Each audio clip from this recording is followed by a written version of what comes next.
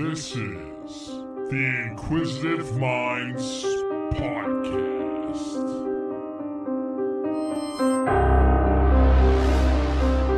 Hey, thank you for tuning in the Inquisitive Minds Podcast. I'm your host, as usual, Johnny Smith. With me today, we have a gentleman who is a stand-up comedian, the host of Greenfield's Finest podcast, as well as a friend. Welcome to the program, Mike Zydel. How you doing today? What's up, Johnny? Thanks for having me, buddy. Oh, no, thanks for coming on. You know, you're a hilarious guy. I met you through stand-up, but after learning more about you, there's so much more to you, and stand-up is the least interesting thing, if I'm being honest. You're an inspiration, man. Oh, dude, that humbles me. I appreciate you saying that. Thank you. No, like before we even get into the interview, all jokes aside, you're a hustler, man. You're out here getting it. Yeah, I mean, dude, that's only. I feel like a couple things happened in 2020, in the early 2021, shifted my focus. But especially when I got clean, I didn't want to go back. I got sober. I didn't want to go back to what I was doing before, and I didn't want to be just a guy that got clean. And I wanted to do the stuff I always wanted to do.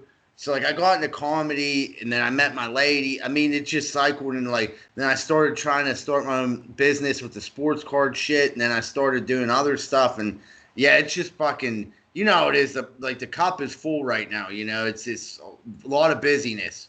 Absolutely. You said I just didn't want to be the guy that gets clean. That is a huge accomplishment in itself. Let's go back to the beginning. I'm assuming you come from Greenfield. Yeah.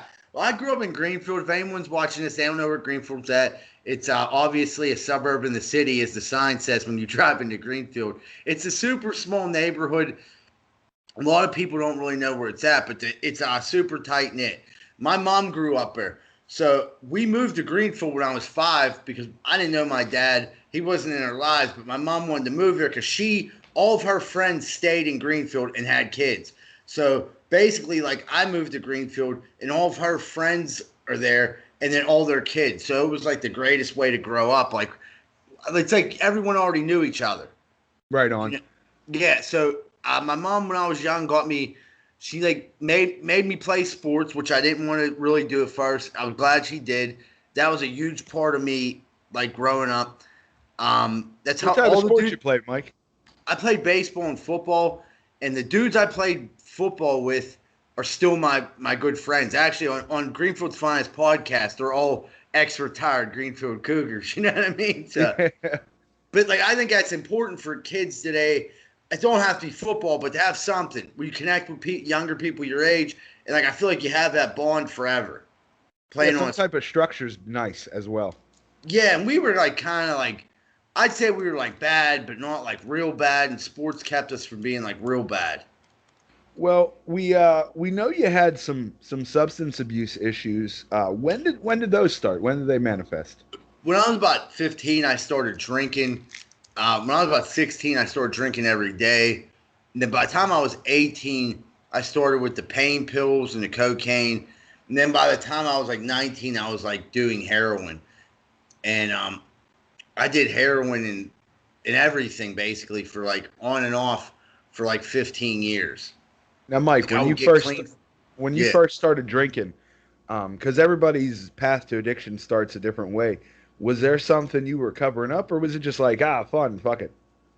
That part, I mean, I think there's stuff I was covering up, if I'm going to be honest. I think I was always self-conscious about, you know, being smaller than people, but not knowing my dad, and you know, wondering if I fit in, always wondered if people liked me. And when I drank, all that stuff went away. You know, like, I didn't care. Like, I knew I fit in. Like, in my head, I'm like, oh, I definitely fit in. And, like, I'd be like, I didn't think I was, like, good looking enough to talk to girls. So, like, when I would drink, I would talk to girls, and I would be like two different people. Okay. You know, like, I would be like the drinking guy who, like, lets loose, and then, you know, when I'm not drinking, I'm not, like, really, like, a social butterfly, you know? So it was, like, the drinking, like, was, like, who I wanted to be. Okay, that makes sense. So you said around 19 you started doing heroin. Yeah, 18 was like started to get bad. 19 was like the heroin started, and a lot of people around me got on heroin because that was like the big oxycontin boom, whatever they call it. But we didn't know what we were taking. I'm not blaming big pharmaceutical, but it's just we didn't know that what these pills were, and we were started taking them and sniffing them, et cetera, et cetera. But like, dude, and then like all of a sudden we're like 18 years old, and you're like going through withdrawal. You're like, what the fuck's going on? Like, you didn't get the pills the one day. You don't really even realize it. And then you get the pills and you feel better. And now that it starts this cycle, like, well, as long as I have the pills, I'll be fine. Okay. Yeah. That's unfortunate that we developed those issues because, like, knowing you now, obviously I've never seen you drink or anything, but like, you're an amazing dude. Thank I'll you, just be man. honest with that. I think we clicked essentially the first time we met, and I don't know, you kind of hit the ground running with stand up. So for a guy like you to say, I just wanted to fit in or I was self conscious, I get it, but that blows my mind because like everyone I see you around like loves you. You know what I mean? Yeah, that's a weird thing, and it's not the reality. It's what we perceive as I was perceiving as reality. Like my friends all still were my friends. My head though was like telling me like, sometimes I would like be like, they don't want to hang out with you. They don't want you to come. Shit like that was like playing in my head, and then I'd be like drinking, and that wouldn't play. That wasn't the reality. Like people weren't picking on me and fucking with me and like making my life hell. It was really all in my head, and the alcohol like kind of like slowed those thoughts down, or kind of subdued them thoughts. Okay. Okay. So you're 19. You're full on in the opiates. You're not. You're on your pills and what have you. When do you make the transition over to bags? When I'm like, dude, one day the price of Oxycontins was really high. A guy came around, he had heroin. At that point, I was like already kind of accepted, like this is who I am. Like, so it wasn't like there wasn't like he didn't have to pull my arm. I was like kind of like waiting for like to try heroin.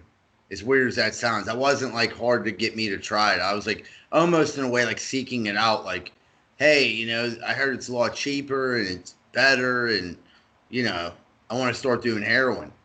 No, that's fair. I've talked to a lot of either people with inactive addiction or sober.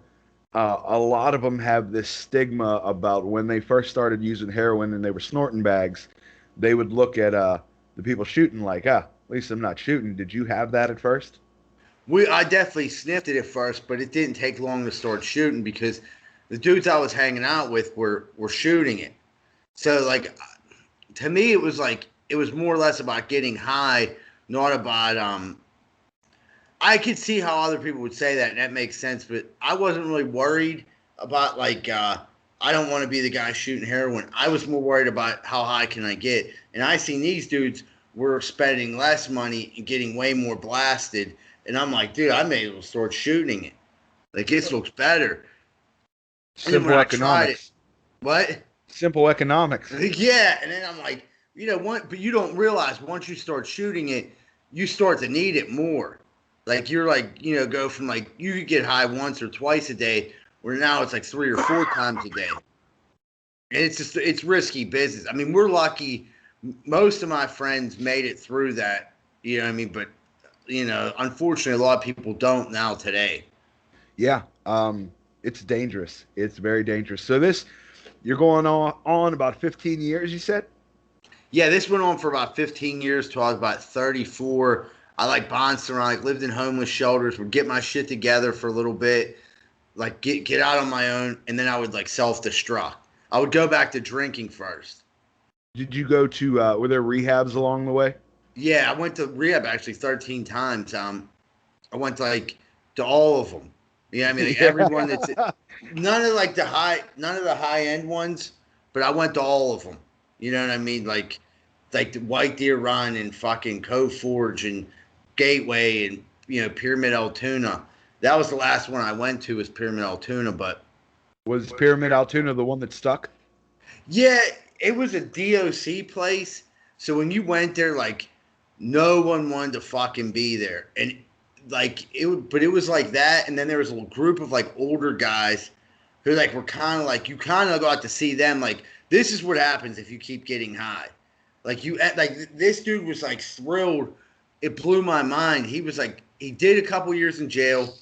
He was getting ready to get out of there, and he was thrilled to get out so he could start getting high again. And I'm like, dude, this is me. Like, this is my life if I don't fucking do something.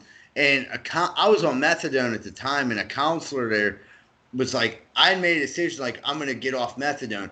Well, in this rehab, they kind of offer you, well, you can stay on it, but we're going to put you in a 3-quarter house in Altoona, and you'll live here. And then in your head, you're sick. You're like, oh, fuck it, I'll do anything. I just don't want to go through this sickness. And a counselor there said to me, like, dude, think about living the rest of your life in Altoona. It sucks here. Yeah. You're stuck in Altoona, handcuffed to this methadone. Your life's not going to get any better. You're not going to meet someone up here. There's not no life up here. Like, this isn't the place you want to live. So I was like, fuck it, let me just try to like not do the methadone. And then I was there for like 2 months. Okay. Now, were there arrests along the way as well? There was one when I was 20. And other than that, no, I lucked out. There was one when I was 20 and I was already on probation. No, there was 2, I guess. One was a simple assault and one was a violation of probation for a simple assault. But I had a detainer, so I sat down the county for like 13 months. When I was in the county, this is back when I was 20, I remember saying, I'm never going to drink or do drugs again. Like, I swore up and down, like, I'm done. The day I got out of jail, I fucking went and drank and did drugs. So it was like, I always said the right things. I always said the right shit, but I never really made any actions on the right things. Okay. It seems like you lucked out with not having a series of arrests. I did. Well, because, I mean, I was not that I was different than anyone else, but I was working a lot. Like, whether it be under the table construction or I was a machinist for a while. So, like, basically what I would do is, like, my whole entire paycheck and some was going to fund my habits. So, like, I never had stable living because I would go months without paying my rent. So I was constantly getting evicted from places, constantly running down to Pittsburgh to get shit off dudes and, like, try to make a couple $. Like, just, I could have got jammed up so many times. Now, I want to ask you, because you said the last one kind of stuck. The other 12, the first time you go to rehab, how old are you? And what's your thoughts walking in there? I was actually, I didn't go to first rehab till, the first time experience I was 19. I went to a hospital. It was in Braddock. It's not there anymore. And I walk in there and it's a detox. And they're like, hey, it was like a 5-day detox. It was kind of like a dump. And from there, I didn't have nowhere to live. They took me to a homeless shelter. It's like, I remember that was scary going from there to the Washington City Mission. But I ended up staying in the City Mission for like 13 months. But I remember like the fear of going in there. Like, I was more like afraid of the unknown because I didn't know what I was walking into. Like, who's going to be in here? What's it going to be like? It was kind of like reminded me, like, I didn't know what being locked up was yet. But I was like, damn, dude, it's kind of like being locked up. Yeah, the way you describe it, it kind of sounds like the feeling you get when you go on a new prison unit. Yeah. And you're just walking in, and if it's one of those situations where you're just walking in and everybody's locked in, it's even more intimidating. Yeah. It's like, I mean, dude, I know there's always like shit, like when you walk into a rehab for the first time, you're looking for someone you know. Like, you're like looking, but I mean, by the time it was the 12th or 13th one, I knew someone at almost every, you know what I mean? You'd walk in and there's someone there. After you're getting high for 15 years, like, you're going to run into someone you know. Yeah, and this is a real good time to pay some bills. Salutations, Shades, and welcome back to your one-stop shop for all things strange and unusual, Talking with Shadows, the conversation everyone has, but no one wants to admit to. Here with your host, Vic Whaley. And Marcus D. Now come along with us as we explore the most obscure things our universe has to offer. We specialize in helping people make sense of the most bizarre phenomenon you'll ever come across. You'll get all the great topics such as UFOs, cryptids and psychic phenomenon, but also some stories that are so spectacular they scare people to believe that they're true. Now take a seat and welcome to the One Candle Society. But always remember, keep believing. Because we'll keep listening.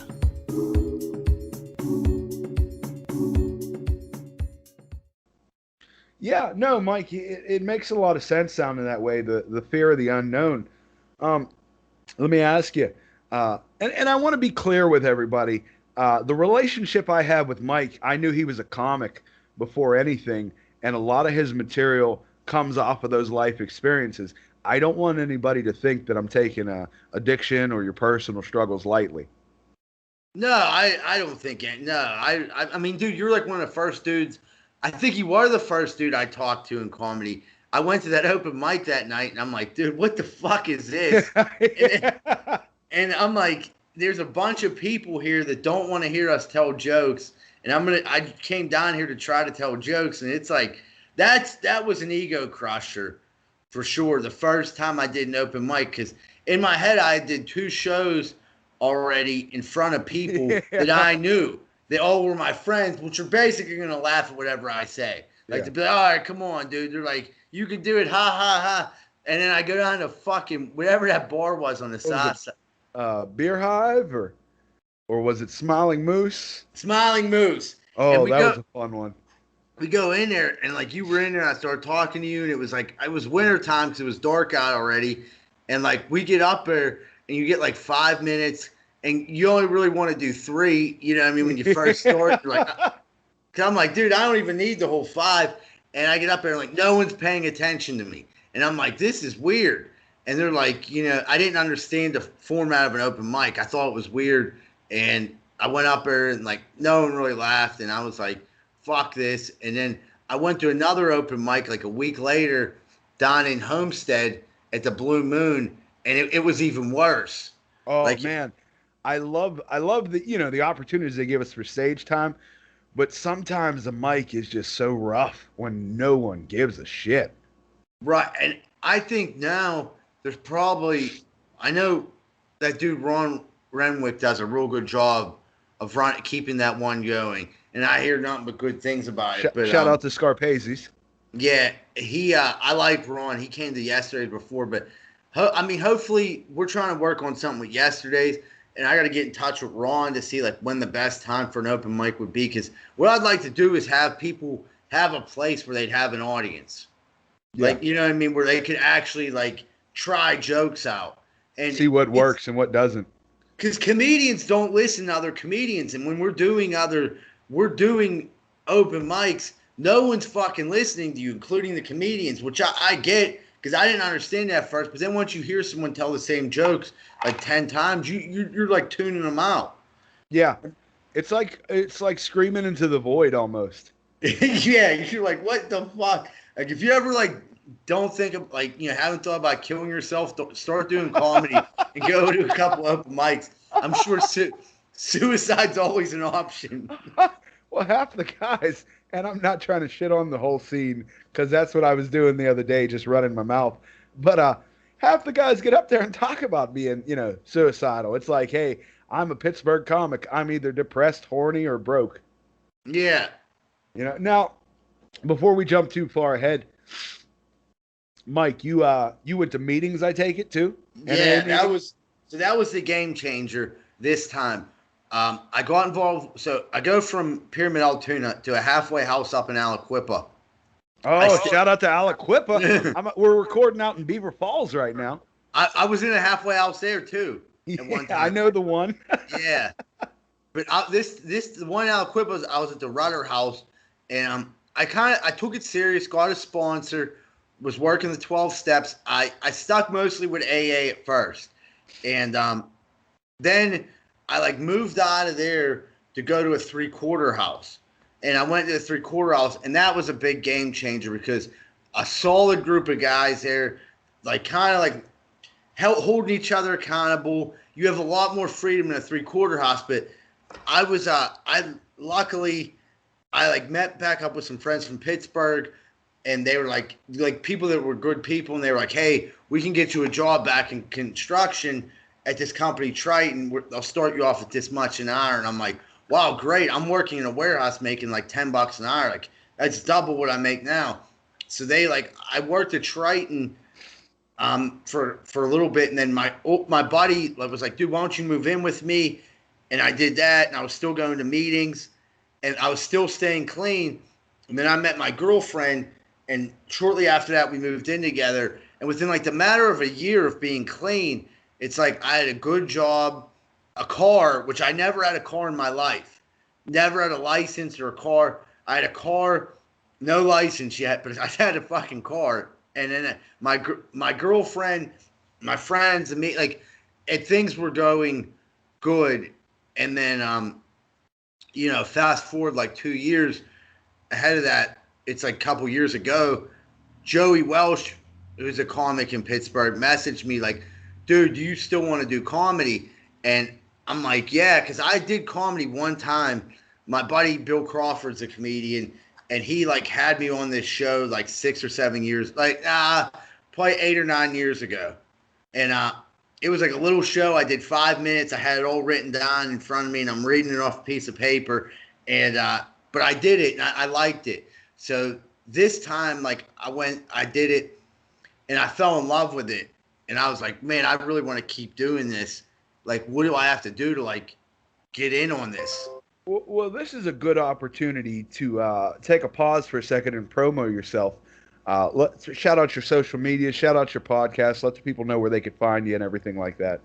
Yeah, you could Greenfield. Check out you on YouTube, Greenfield's Finest Podcast, Instagram, Greenfield Finest Podcast, Facebook at Greenfield's Finest Podcast, and also our group on there, which was started by members. It's at Friends of Greenfield's Finest Podcast, which actually has a lot more action than the page. The group has a ton more action. My social media is Mike Zydel on Facebook, and on Twitter I'm ZBird412. But I'm not a huge Twitter. I'm not real good at Twitter. You know what I mean? I don't put out constant tweets. You said your name was Michael Zydel. I said, I've never met Michael Zydel. I know Mike Zydel, though. I said I was at a job interview. Yeah. Hi, I'm Michael Zydel. But yeah, on Facebook, Mike Zydel. I'm always posting about the podcast, but you can find the podcast, and it's on Spot. Everywhere you can find podcasts, you can listen to ours also. But our YouTube channel is growing, and that's exciting. So that's check out our YouTube for sure.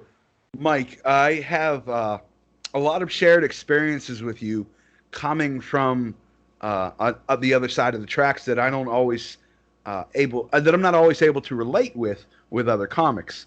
I'd never had a substance abuse problem, but I was in a halfway house, and in order to get out of there, I could move to a 3/4 house. But part of the rules were you have to attend NA meetings if you're going to live in this house. Yeah. And at that point, you know what it's like in a halfway house, Mike. I was like, fuck it, whatever I got to do. To get out of here. Whatever I got to do. And it was definitely a weird experience because I didn't embrace, I didn't find my identity in not being an addict. So I wasn't that guy hey, I'm just here because. So I would go to meetings and in the beginning, I would say pass. I don't have anything to say. I'd introduce myself and pass. Because growing up, you see people on heroin, you see people cracked out or what have you, but you don't know their inside stories. Yeah. And once I got to meetings, you learn some of the disparity that people go through. I wanted to ask, when you made the switch from AA to NA meetings, did you see a significant difference? 100%. The only reason I switched from AA to NA is because when I came back to Pittsburgh, I knew a lot of the people in NA, and I was comfortable there.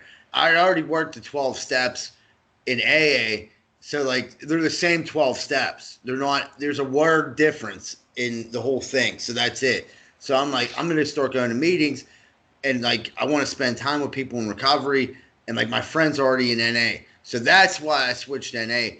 From my experience, and I'm not talking shit on anything, I'm saying from my experience, I felt like AA was a lot more serious than NA, and a lot less, I don't know how to put it, a lot less bullshit.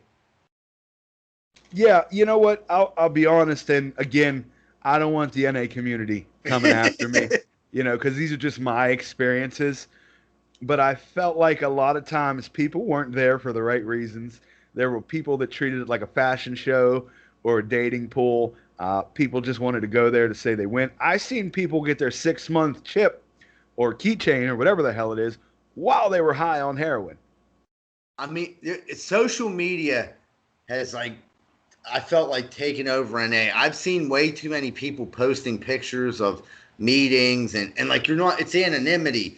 And like you don't see that in AA. Not that I care. I'm not hiding from anything, but like I don't know. I just felt like when I was in AA, there's a lot more older guys in there, older women that had been through it all, and they're like, that's who I needed to help guide me through life. And like when I got to NA, there were some fucking amazing people that I'm still in touch with, but there was like a lot more distraction. Like one thing for sure, like you're gonna go to NA meetings, there's hot chicks in there. You know what I mean? And like as a dude who's been confined forever, your character defects are gonna come out. That's a good way to put it. Your character. Because I'm not even saying we're trying to get pussy. I mean like your insecurities and things like that, and you start to pretend to be someone you're not. You know what I mean? Next thing you know, like you're working a job where you're making $10 an hour, and you're spending all your money to go buy clothes and go tanning and to be this guy that you're not. And I fell into that. Like I'm not even like, I'm the same from my own experience. I'm not talking shit on other people. From my own experience, I've always been like that. Like I always wanted to like, you know what I mean? Like live up to other people. I always wanted to be what I thought other people wanted me to be. Like I would like be like, oh, these chicks are hot. They want a dude to go out fucking a car and shoes and shit like that. Which is, I mean, partly is true. But like, I'm living in a 3-quarter house. Like worry about getting out of there. But I'm like, how can I get my peep sucked tonight? You know what I mean? Yeah. But like, that's the thing. Like, and I didn't hook up with a ton of girls in NA or anything like that. I'm just saying, like, it definitely brought out my character defects, like being around women. It's not their fault, but like, I definitely felt like less than, and the ways I could feel more than was to be like the class clown in the NA meetings and fucking. It almost reminds you of a culture of like high school again. It's very much like that, and like and I fell into that, and I'm like, it's at times it can be cliquish, and at times there's amazing people in there. So it's like, really, what are you looking for? But when I was new, and I was going to the meetings up around Beaver, I'm like, dude, the AA to me was so much more well structured. Like I was part of the AA community. Like when I say part, like I was like helping set up meetings. I had a little job at the meeting. I was like, you know what I mean? It wasn't like, what are you doing? Like I would hang out with these 50-year-old guys and go get coffee. And, then there was younger guys in AA that were like doing shit like, hey, let's go hang out and eat. And like, their main focus wasn't like, you know what I mean? Like, let's go fucking bang a bunch of whores. And it was just a different experience in AA for me. Okay. That's fair. That's definitely fair. No, it's one of those programs that it's what you make it. It is. You've got to work, as they say, you got to work your own program and one day at a time and all that good stuff. And I'm saying, this is all my experience. So like, if someone's listening, it's like, oh, he don't know what the fuck he's talking about. Like, listen, fucko, me and you were two different people. You know what I mean? Like, I don't know. I can't vouch for your experience. I'm just like speaking brutally, like honest, how I viewed NA through my eyes and my experiences. Like, I'm not bashing any fellowship. I'm just saying, for me, where I was at in my life, AA was the better choice. Yeah, no. For whoever out there going through it or dealing with it or whatever works for you. Neither one of us are trying to shit on it. Get yourself together. Be the best person you can be. I remember during NA meetings when, and this probably is going to make me sound like a horrible person, but after going so long, I got sick of being bored and sitting there. And when it was story time, I would just start making shit up. All the time, half the time, my story would be me complaining about not being able to see my kids. You don't even have kids. I don't have any kids. But my baby's mom was a thorn in my side at most of those meetings. Like, you think when you were doing that, you were trying to fit in? Because it's weird, like, Honestly, I remember while I was doing it, and it wasn't trying to fit in because I didn't hang with anybody outside of the meetings. I didn't even have a sponsor. I didn't do the steps. I was just there because I had to go, Yeah. and it was almost like personal amusement. Yeah. I figure I'm not hurting nobody, it's amusing me. Why not? And if my story about how one day I'll see my kids again helps somebody, maybe I can help them. No, so a year in, you got yourself turned around already, doing great. When did you meet your lovely lady? Dude, I put a creepy shirtless pic on Facebook. I was like, so like I did this like in my head, I thought like I was trying to lure something in. So I got back on steroids for a couple months. Went to the gym like crazy and started taking creepy shirtless pictures and posting them on Facebook. And she was just dumb enough to like one of them. And I was like, and then so like, I'm like, you know what I mean? As soon as I got a like on that picture, I'm like, oh yeah, like I knew this would work. But then I end up like, right? I go out to meet her, and like we hit it off right away. She was actually going through some shit at the time, and I told her right off the bat, like, listen, because we were like not far from my hometown, Greenfield, home neighborhood, and like I found the best policy was like to tell her like, listen, you might hear shit about me for going out with me, like. I wasn't always like a good person. Like I was a fuck up, and she was like, "Oh, that's okay. I'm not perfect." And we hung out that night, went to a movie, and like we've probably in the past 5 years after that night haven't seen each other like 3 times. Oh, that's beautiful. Yeah, like we kind of like took to each other pretty quick, and within like 6 months we were living together, and like that was great. And it was important to have her in my life because I mean, I'm in love with her, but she's real supportive of anything I'm trying to do. And I think you need to find, like, that's the most important quality you can have in a partner is someone that's like, you know what I mean? It doesn't matter whether you're gay, straight, whatever, but like, if your partner's like behind you, like, listen, like, I mean, you can do this. And like, they believe in you. It means something. What are you laughing about? Because I can't get my wife to leave the house. You're fucked up, dude. My wife hasn't been out of the house in, 3 years? I can't get her to come to a comedy show. Does the audience know your wife's in an urn? I don't know, but they do now if they didn't. I was trying not to say it. That's why I was smiling over here. The joke I've been using recently, and I don't know if I've said this on here or not, and it's terrible, but the last time I had tried to have sex with my wife, I just ended up with an ashy dick. When you say that joke, do people ask, like, what are you talking about? Sometimes they do. Other times people are like, oh my God, she's dead. That's terrible. And like, it gets out quick. I remember the first time I met my co-host for Murderous States of Mind, Dan Brady. I was up in Akron performing, and was telling a bunch of jokes. I was a shitty comic then. I'm still a shitty comic. But I get off stage, he gets on, and his first lines were, anybody else convinced that last guy murdered his wife? So she's real supportive. That's great. You definitely need that. Excuse me. So Joey Welsh hits you up. You want to try comedy again? Yeah, and like, so we did it at Archie's, and I'm like, I did it, and like, it was weird because I like smoked crack and shot heroin and did everything, and doing comedy, and when it did, I mean, like, I didn't murder it that night, but people were laughing, you know what I mean? Like, it was the first time I ever did it, like, I did okay, but like, when I got done, I felt like a weird, like a euphoria, you know what I mean? And like, I never felt that before, and I'm like, it's kind of addictive feeling. Yes.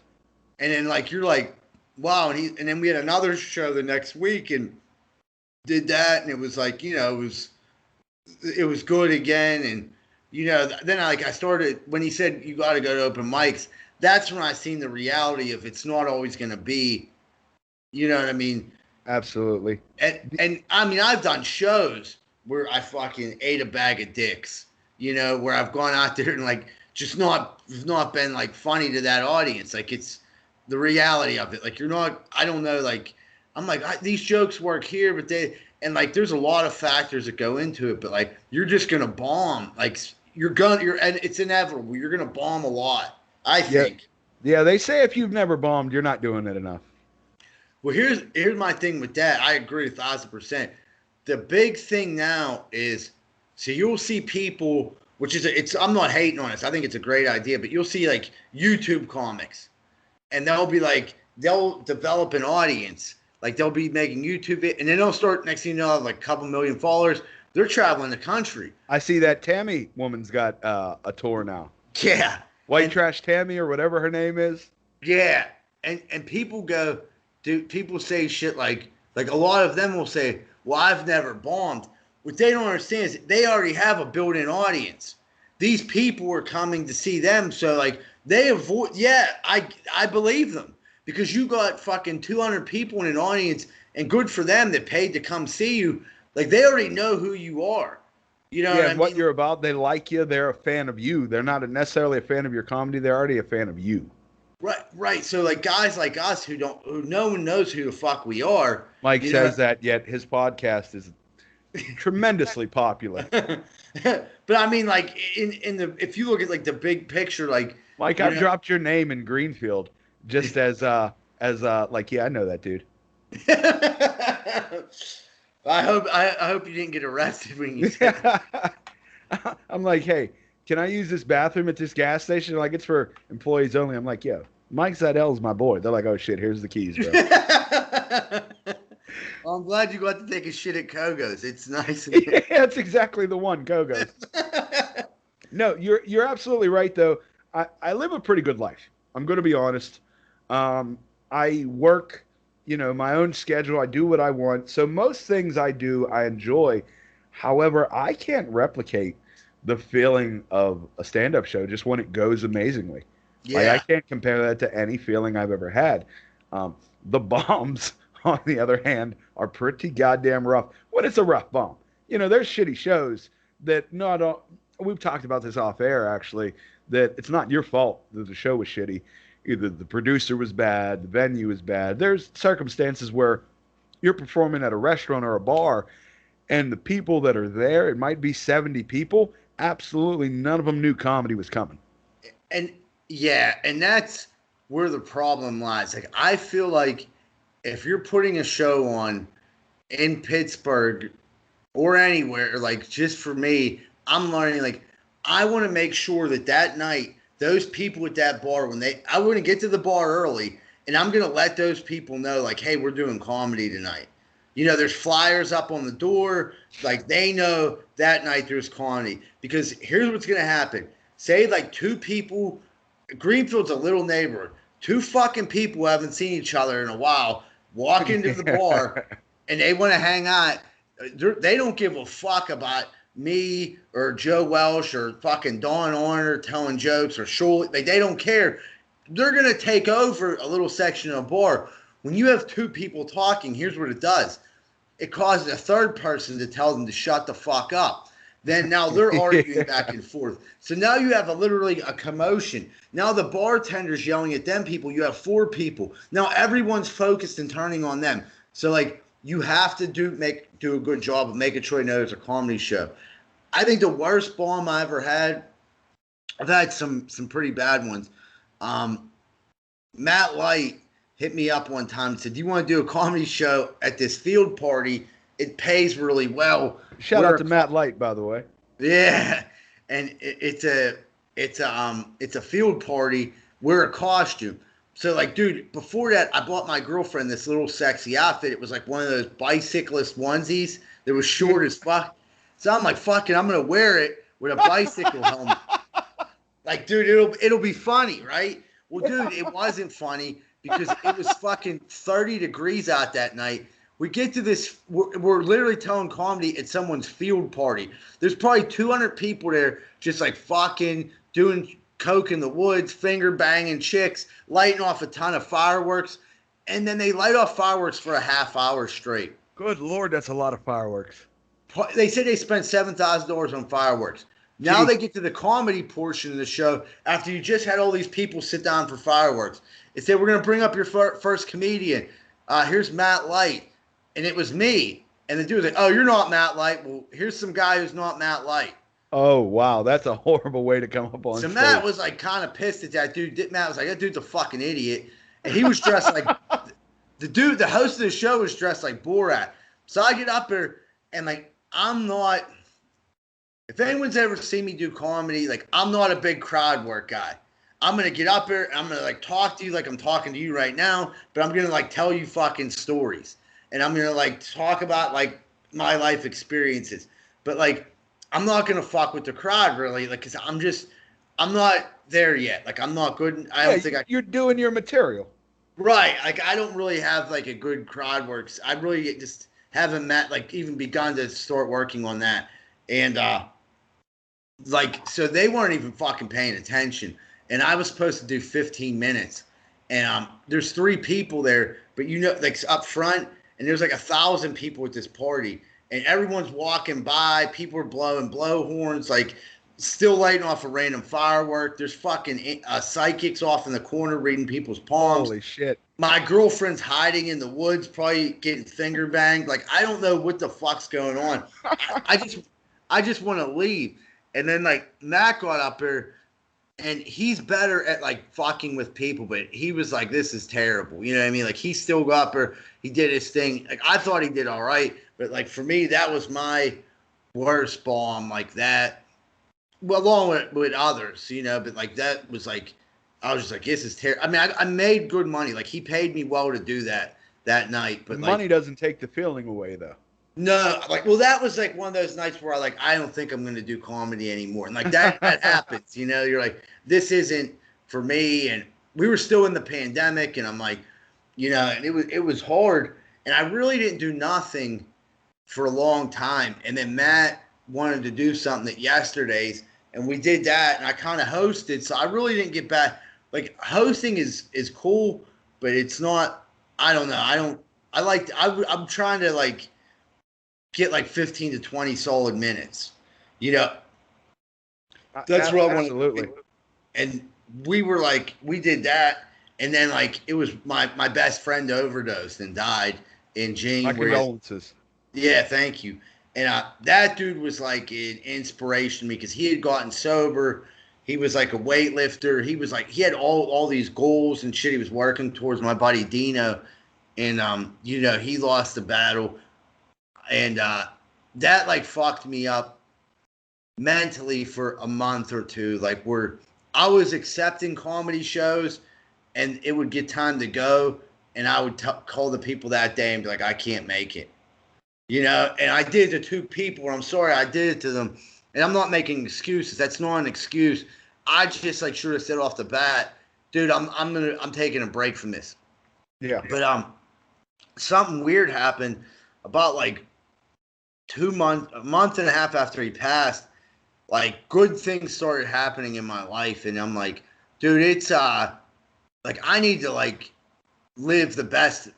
Like YOLO, like, you know, I need to get the most out of life, not sit around and be like not productive. Like my friend's gone. If he was here, he'd be out there trying to kill it right now. Like I need to get out there and try to kill it and like, you know what I mean? Try to get like the most out of life and fucking be a good person and shit. And like, so I like got back on the horse and I starting to do comedy and other stuff like collecting like buying and selling sports memorabilia. I never thought I'd be that guy, but no, that's been quite a successful hustle for you though recently. Yeah, it has. Surprisingly, when I jumped in it, I literally was like, I'm going to buy cards and I'm going to sell them immediately. And it didn't work out like that. Like I bought cards, I met people, I made new friends. It's like a whole nother community. Mm-hmm. You know what I mean? Like then I'm like, well, I sell the cards, of course, but like, you know, it's nice to have like a full life. Like it's time consuming. But like, it's nice to have fucking hobbies, you know? Absolutely. You mentioned yesterday's bar. That's one of the venues where you put shows together at. Yeah. And I just want to say, I remember performing on one of those where it was legitimately standing room only. Yeah, dude, it's surprising. It's a little bar in Greenfield. My mom's the bartender, and we've been real fortunate that when comedy shows there, they've been good. Like the comedians have been good. The audience has been pretty good. We had, I mean, I'd say mostly everyone that I'm Yeah, that like I wanted to have it yesterday. It's already been there. You, my two favorite memories of you, I'm just going to go over real quick. One was the other day. You were talking to a comic who's moving, and he said, "This is my last show in Pittsburgh." He's leaving in a couple weeks, and you said, "Well, would you want another show?" He said, "Yeah, if I had one, I would take one." And you asked him, "Have you ever been to Yesterday's Bar?" And he said, "No." And you tapped him on the chest, and he said, "You probably never will be." That was our buddy Cuba. Yeah. The funny thing about Cuba is if he was in town, I would definitely bring him to Yesterday's. You know what I mean? But like to give him like a one. But he was like, I knew as soon as he said July 14th, like, you ever been to Yesterday's? Cuz he was like, no. Like his eyes lit up like I was like, well, don't think it's gonna happen either.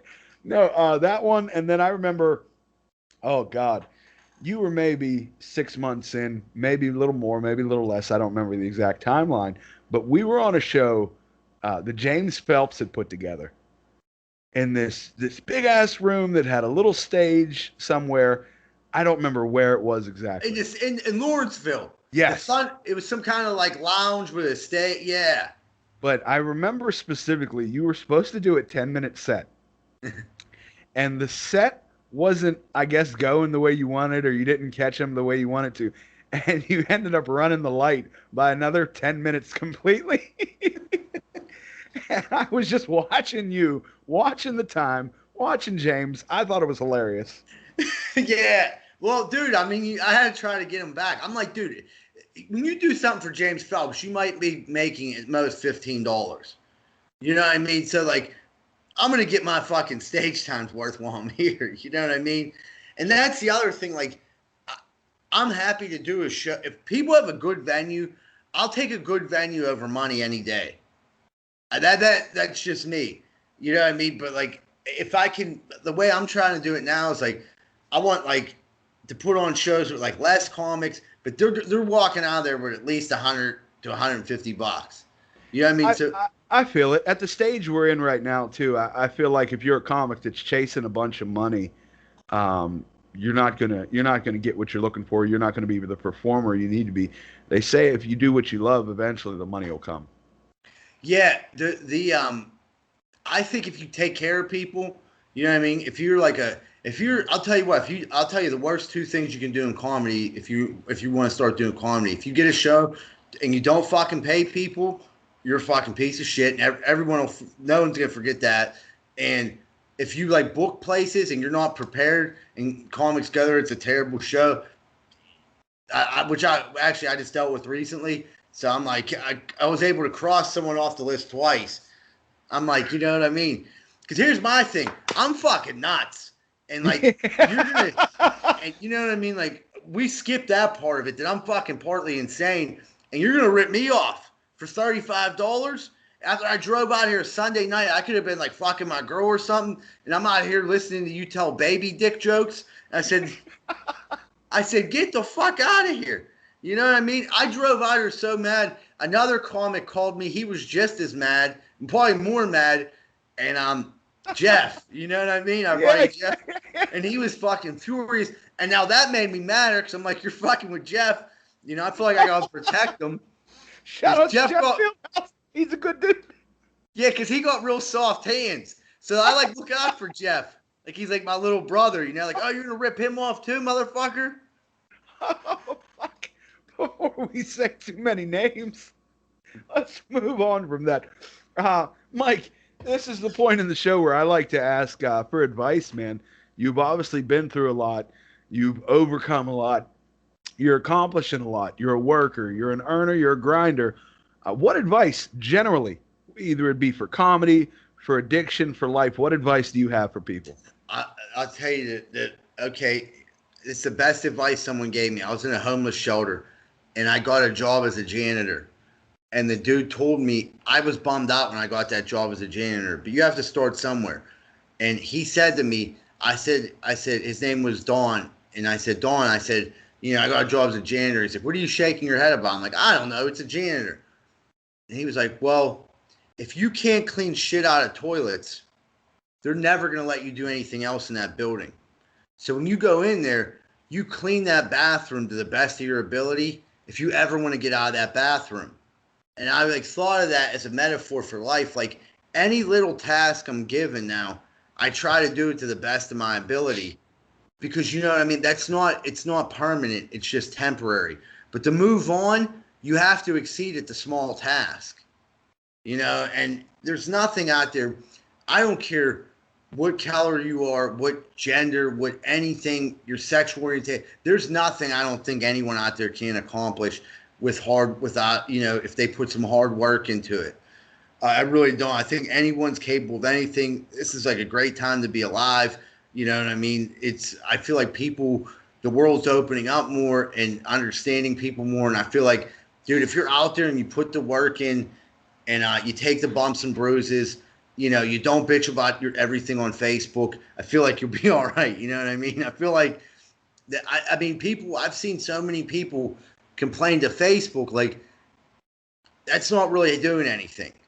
You know what I mean? Believe me, I have gripes too, but I'm like, it's not really, but like, dude, actions speak louder than words. And I feel like, you know, this is a bright time for people, not a dark time. You know, people say, oh, I think this is a good time to be alive. And I think that the opportunities are available if you work for it. Beautiful advice, Mike. I would be mad at myself if I didn't ask you, because we're coming to the close of the program here. Yeah. But you said you're crazy. You said you're insane. Any paranormal experiences, Mike? No, dude, I definitely believe in paranormal activity. Like, as far as like, I don't want to lie just to sake of lying and be like, make something up, you know. But I've definitely had it. I definitely feel like people who aren't on Earth physically are still with me.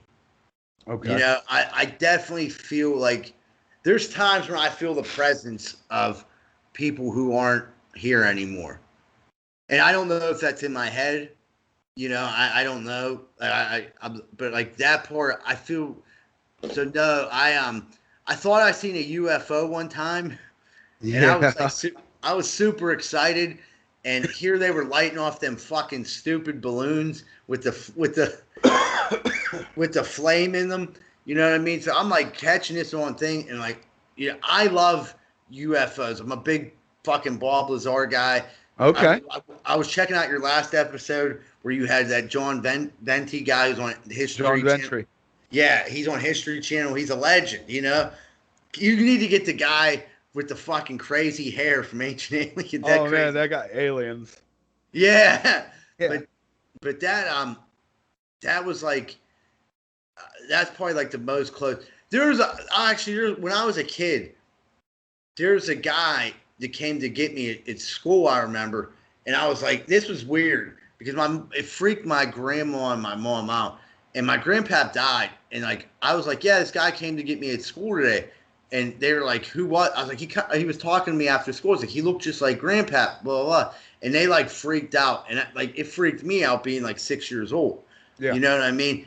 Never told me who it was. Never brought it up again. And I was like, maybe it was my dad, who I never met. But then they were like, no, you know, like, you know, and that was it. But my mom like is big into like, you know, like psychic shit and seeing things. Yeah, I mean, like she's like real big into that.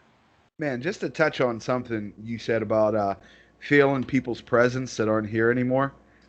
I don't know if I've ever shared this, but you know, me and my wife used to have conversations that you have. If I'm dead, if I die first, I'll come back and haunt you and see you and all that. And honestly, it bums me out that she's never come back in any type of spectral form, or I've never really felt her presence or anything. I mean, maybe that's a good thing for her soul. I don't know. You know, I don't know anything. But like, I've never experienced her coming back to haunt me and shit. Dude, when my friend died, I read like if you see cardinals, like that's supposed to be someone that died, you know. So I went and bought fucking bird food and shit, and you know, I'm like, I'm gonna get him back, but like I'm gonna feed him. But I was hesitant to put the bird food out. It's weird.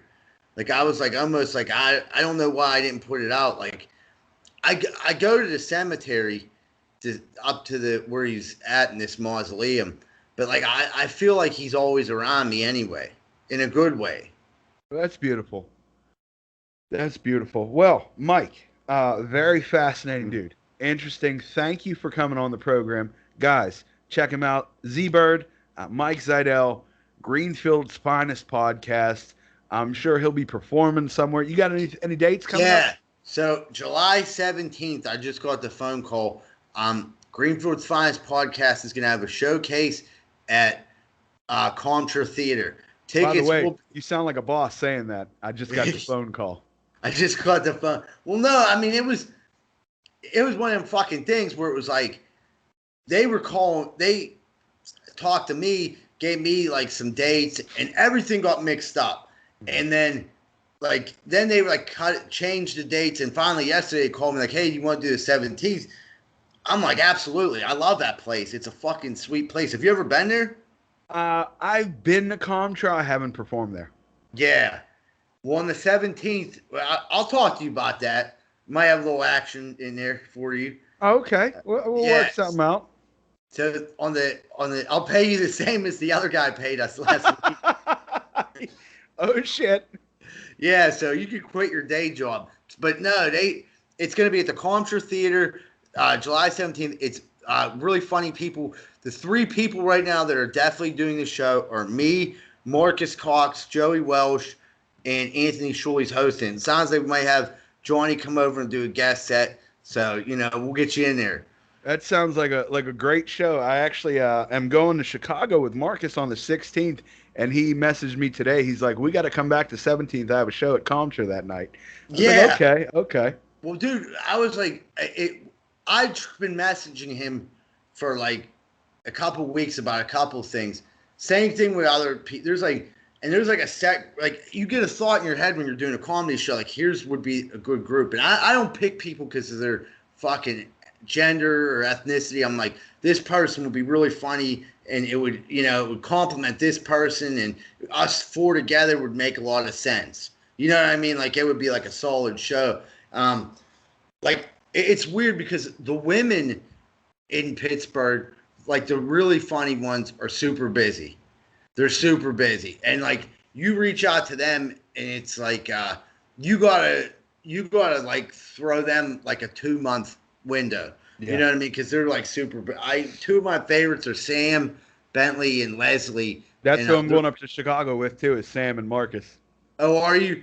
Yeah. And yeah, like it's fucking. I mean, I love Leslie. Leslie's hilarious too. Yeah, and those are two people. You know who did good in Greenfield? Ghetto Flyer. Good on her. Good on her, Dr. Lauren Webb. Yeah, that's crazy. She's a doctor. Ghetto Flyer. Yeah. Okay, that's a great spot to wrap the program up. Guys, check Mike out. Mike, again, thank you so much for coming on. Such a great interview. Anything else you want to get out there and say to the people?